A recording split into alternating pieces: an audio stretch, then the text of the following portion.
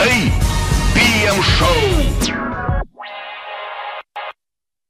Tai, mėlyjeji, PM Show, kaip ir visuomet, mes antradieniais, jau antrą dieną iš eilės painioju dienas, trečiadieniais turime svečių ir šiandieną pas mus svečiuojasi Jokūbas Vaišvila, AG įmonės BIM arba Building Informational Modeling, galiu ir lietuviškai pastatyti, pastatų informacinio modeliavimo konsultantas, pastatų energetikos inžinierius, taip pat ir dėstytojas. Labas, Jokūbai, kaip sekasi? Labas, Domanai.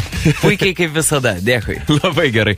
Tai ką, su Jokūbu mes praeitą kartą kalbėjom apskritai apie pastatų informacinį modeliavimą, apie, kaip pasakyti, pasaulio turbūt gal nebestebinančią, bet Lietuvoje turbūt dar pakankamai šviežią technologiją, šviežią būdą apskritai dylinti su architektūra ir šiandieną mes plačiau pašnekėsim apie tai, ką daro Jokūbas, kokius darbus jis dirba savo AG įmonėje ir apie tavo profesiją.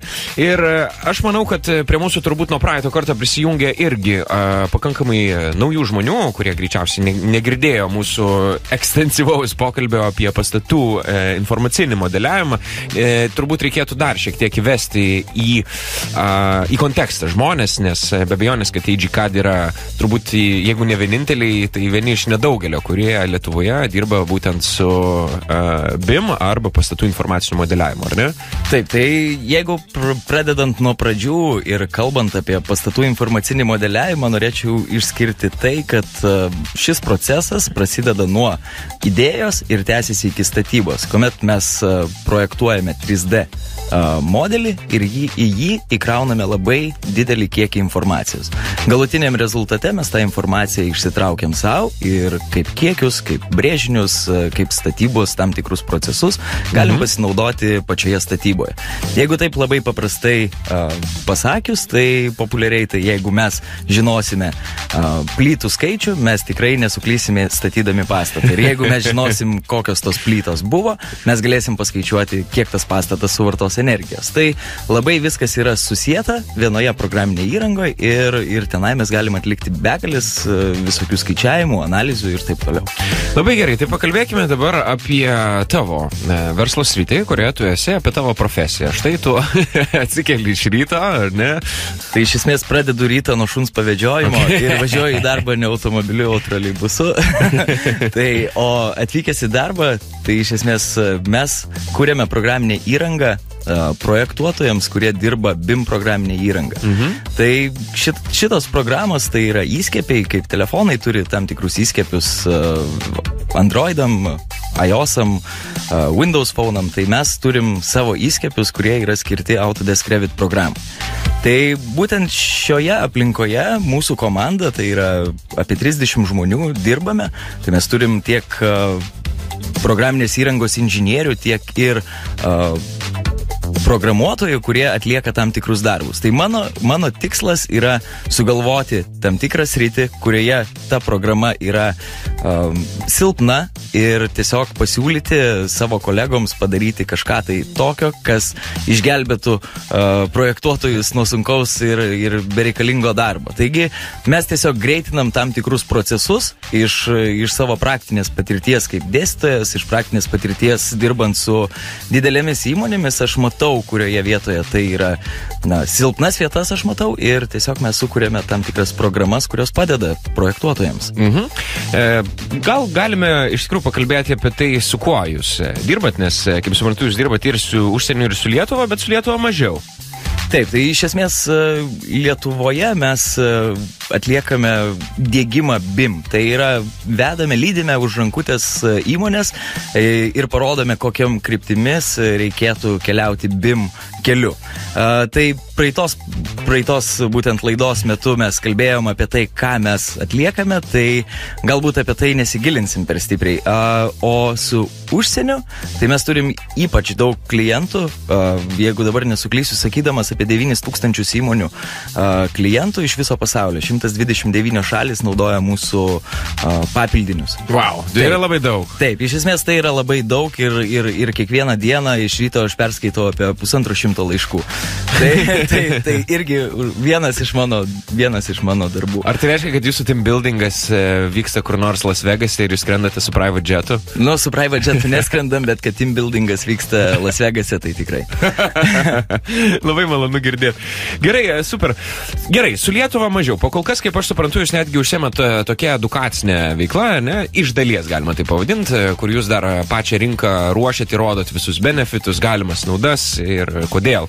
Kaip tu pats labai gražiai reiškia, reikia eiti pastatų informacinio modeliavimo keliu, kaip ir aišku, kodėl, nes visų pirma, tai yra tiksliau, taupiau, greičiau ir panašiai. Bet ar visa tai reiškia, kad Lietuvoje rinka dar nepasiruošusi yra pastatų informaciniam modeliavimui?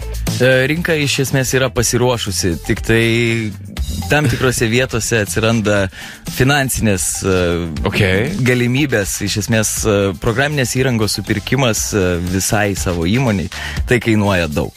Ir nemeluosiu, bet daugelis dėl to tiesiog keliauja savo keliu, kokiu dabar ir keliauja. Ir manau, kad jie po kelių metų pereis prie to. Matyt, taupo. Supratau. Bet kaip jūs kažkada atsipirkimo, greičiausiai to nebedarys. Mes darom pertrauką ir po jos mes grįšim ir pakalbėsim apie Jokūbo projektus ir konkrečius pavyzdžius, kaip ir kas gali būti padaryta ir yra nuveikta. Tai mylėjai, mes grįžtam į eterį, pas mus svečiuose Jokūbas Vaišvila, AGK įmonės BIM arba pastatų informacinio modeliavimo konsultantas, pastatų energetikos inžinierius bei dėstytojas. Su juo šiandieną kalbame apie Jokūbo profesiją, apie Jokūbo veiklas, apie darbus, kuriuos jisai nudirba savo įmonėje. Ir Jokūbai, pakalbėkime apie tavo projektus. Ką esi pridaręs? Kaip esi užprogramavęs mašinas? Nes mes turbūt kalbam dabar jau apie tą erdvę, kai labai sparčiai, ne? Keičiasi visas architektūros, inžinerijos, pastatų modeliavimo tiesiog niša rinka ir turbūt, kaip ir tu pats minėjai, kad dabar reikia jau nebe brėžinių, reikia ne tiek logistikos, kiek reikia informacijos, ne? Taip, tai iš esmės mes kalbam apie informaciją ir tos informacijos pateikimą iš programinės įrangos į realybę. Tai mūsų keli iš gaminių, kūrinių, tai yra medinių konstrukcijų, sakykime, statyboje galima juos pritaikyti, tai yra medinių namų kūrimas programiniai įrangoje, kuomet mes sustatom paprastą namuką arba normalų namą programiniai įrangoje, sukonfigūruojam, kokiu būdu turėtų mūsų programa sudėlioti tam tikrus statramščius, kaip sudėti rastus, kaip apžaisti aplink langus, kaip kampuose padaryti.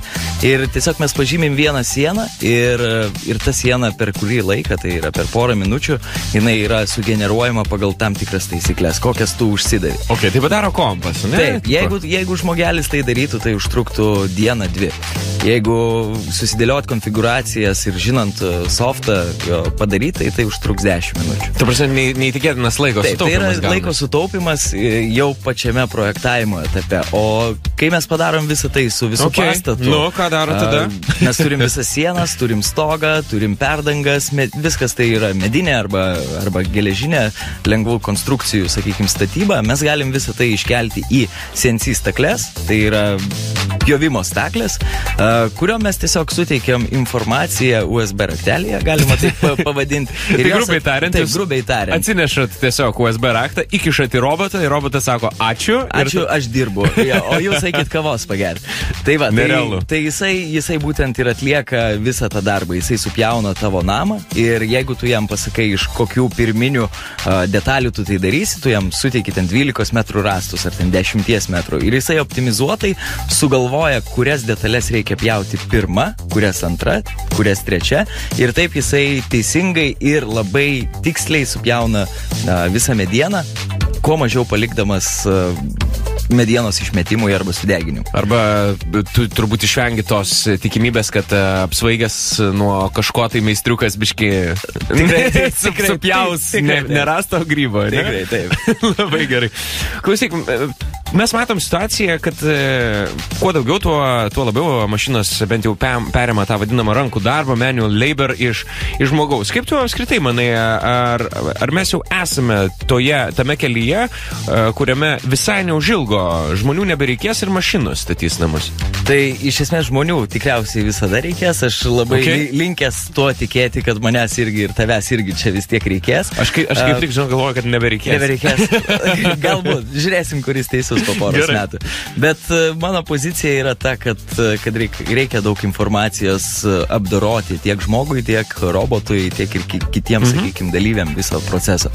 Tai jeigu kalbėti apie, pavyzdžiui, logistiką, tai logistikai yra nereikalingi brėžiniai, nereikalingi, sakykime, niekas. Jiem yra reikalinga informacija, kada, kiek ir kur pristatyti, sakykime, medžiagų. Robotui, kuris vykdo statybą, jau internete tikriausiai matėte, yra paplitę, kaip robotai plytas dėlioja ir taip toliau ir panašiai. Tai jiems irgi nereikalingi brėžiniai, jiems reikalinga informacija, kada pradėti, nuo kur pradėti, kur pabaigti ir ką tenai padaryti. Mes jiems turim suteikti vėlgi tam tikras medžiagas ir atiduoti tą patį USB raktelį ir jisai atlieka vėl darbus už mus. Bet dabar, jeigu mes keliaujam prie statybininkų, tai vėlgi jiems yra nereikalingi tie patys brėžiniai. Jiem yra reikalinga informacija, kur turi pradėti darbą ir kur turi jį pabaigti, kaip tai atlikti ir visa kita. Tai statybininkai tampa panašus į mašinas tam tikrą prasme. Jie mokosi iš mašinų. Jie mokosi, tiesiog nėra vieno dalyko, nėra kur įkišti to USB raktelio. Tai jiems reikia pateikti šitą informaciją, mano požiūriu, tai yra 3D modelyje, kuomet mes galim prisekti begalės atributų, tai yra irgi papildomi brėžiniai. Tu baksteli ant sienos, tu matai, yra tokie brėžiniai, man reikės tokių kiekių, aš žinau, kiek man reikės cemento, kiek betono, kiek reikės plytų, kiek reikės metalo. Galiu netgi pridėti tam tikrą video filmuką, kaip reikia armatūrą surišti ir tas statybininkas su planšetė statybo aikšteliai labai gražiai vaikšto, visas švarus ir tiesiog žiūrinėjasi. Tu net pasakai vieną pavyzdį, iš tikrųjų, kuris yra nerealus, kad jūs net antiek esate viską planuojantys žmonės, kad jūs net sukūrėte būdą, kuriuo tu gali daugiausiai ir efektyviausiai prikrauti medienos į fūrą, ne? Taip, tai čia vėlgi tas pats optimizavimas, kuomet mes žinom fūros dydį, taip, jeigu galima taip radijoje kalbėti. Pas mus galima. Mes žinom jos dydį ir mes tiesiog galim optimizuotai krauti, sakykime, medieną, rastus, sakykime, sienas jau pagamintas ceche ir taip, sakykime, sutaupyti kuro ir vežimo kartų į objektą. Wow, tai yra nerealu. Jokūbai, šiandieną laiko turim tiek. Man visuomet labai malonu kalbėti apie naujas erdves, apie naujus frontierus, kuriuos jūs tikrai peržengėt ir juos tyrinėjat čia Lietuvoje.